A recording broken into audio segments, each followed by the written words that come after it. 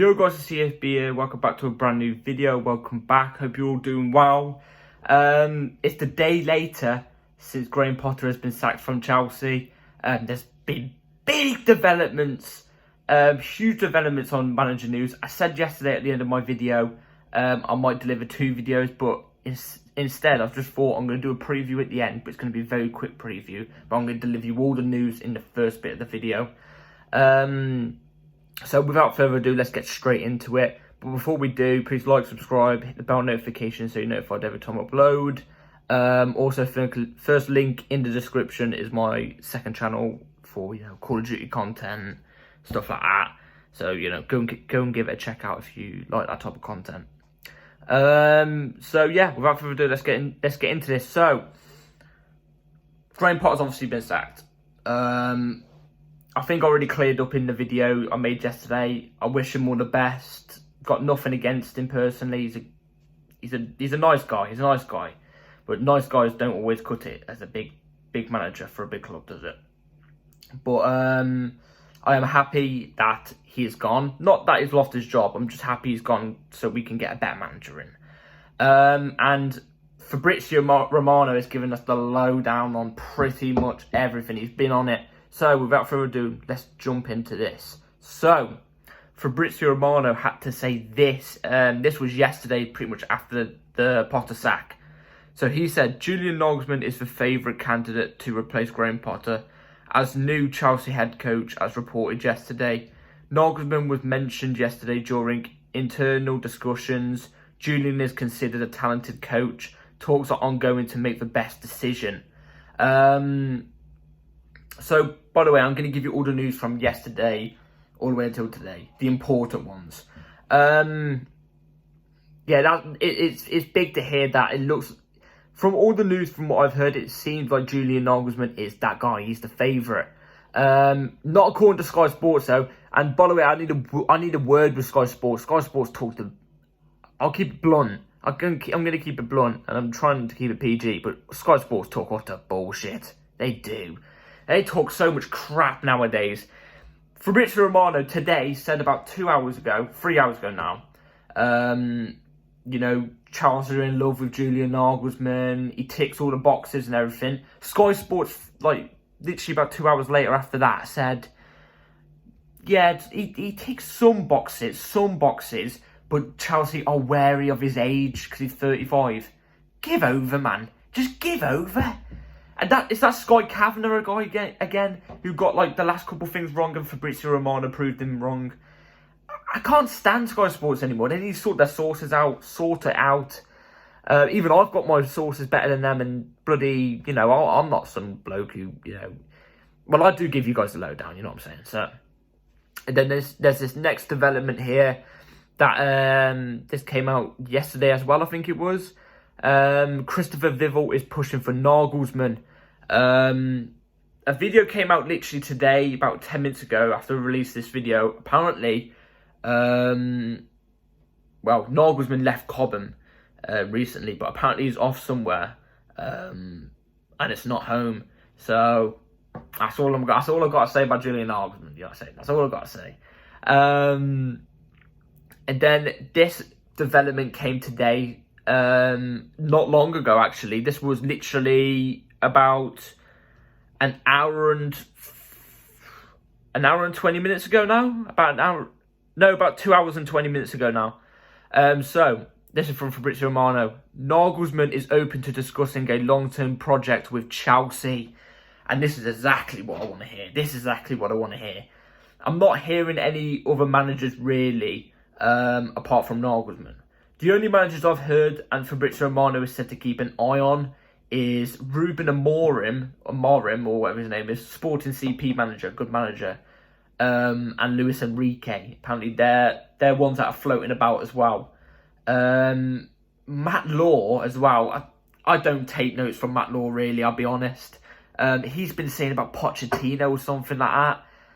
It's Matt Law or someone, actually. I don't know if it's 100% Matt Law, but someone else it might be as well. But they're saying about Pochettino. I've seen some of our fans begging for Poch as well. Stay far away from Pochettino. I'm sorry. Nah. It would be a Rafa Benitez situation. It would literally be a Rafa Benitez situation, in my opinion. Stay far away from Pochettino as far as possible, in my opinion. And it will not go down well. He'll be sacked after 4 months, in my opinion. That's how bad I reckon it would be. And then this development from Fabrizio Romano again on the Here We Go podcast literally came about 45 minutes ago now. So this is what Fabrizio Romano's had to say. This is the most recent big bit of news. So Chelsea talks with Nagelsmann went positive according to Fabrizio Romano on his podcast. Here we go. Yeah, this is what I'm talking about. Now I'm hoping, they don't try and, bring Nagelsmann in straight away. Why do I hope that? Because I don't think Nagelsmann wants to jump straight into a job right now. He's only been sacked a week. I'm pretty sure he doesn't want to jump straight into a job now. I think he wants to jump into a job around summertime. So if he wants to get a job in the summer and he wants the Chelsea job, but he wants to come in the summer, then allow it. Because let's be real, we've got this interim manager in now. Let's be real, in the Premier League we've got nothing to play for apart from staying up. Which we are going to stay up, let's be real. We're 8 points ahead of 12th right now, we're 11th, they're 12th. We're 8 points clear of those, and they played a game more than us.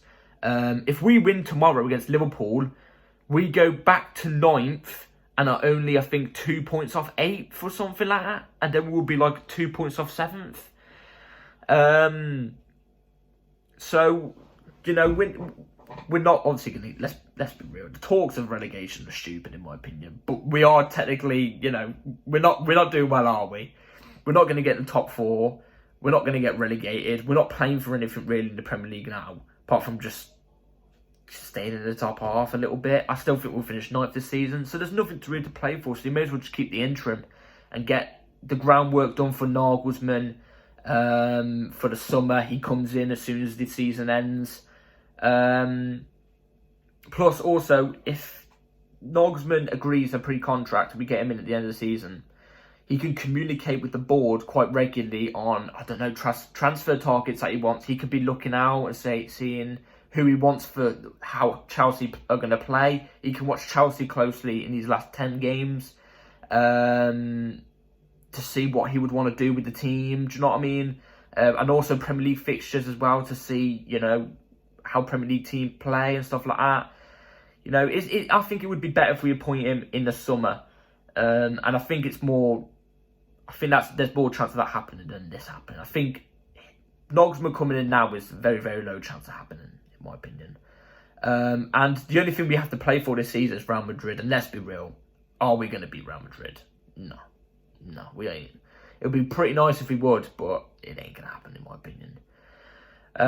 So yeah, that's my thoughts on that. Big developments will be coming in the next couple of days, I reckon. It's going to be a hectic week at Chelsea, in my opinion. A really hectic week. But yeah, that's my thoughts on it. So now, without further ado, let's hop into the preview of Chelsea versus Liverpool for tomorrow's match. So, Chelsea versus Liverpool preview. If you guys want me to be honest right now, I don't know really what to say. I really don't know what to say for this preview because, Graham Potter's not here. I don't know how we're going to play with this Bruno guy as the interim. I just don't know what to say. You know what I mean? I hope we win. You know what I mean? I'm actually really struggling on what to say for this preview. Apart from, I think Liverpool lost their most recent game, I think it was. I'm not 100% sure. We obviously lost our most recent game. It's the battle of the mid-table, really, let's be honest. It's the battle of the mid-table for this. Both teams pretty much have nothing to play for. Liverpool probably could possibly get top 4. I don't know. We definitely probably won't. I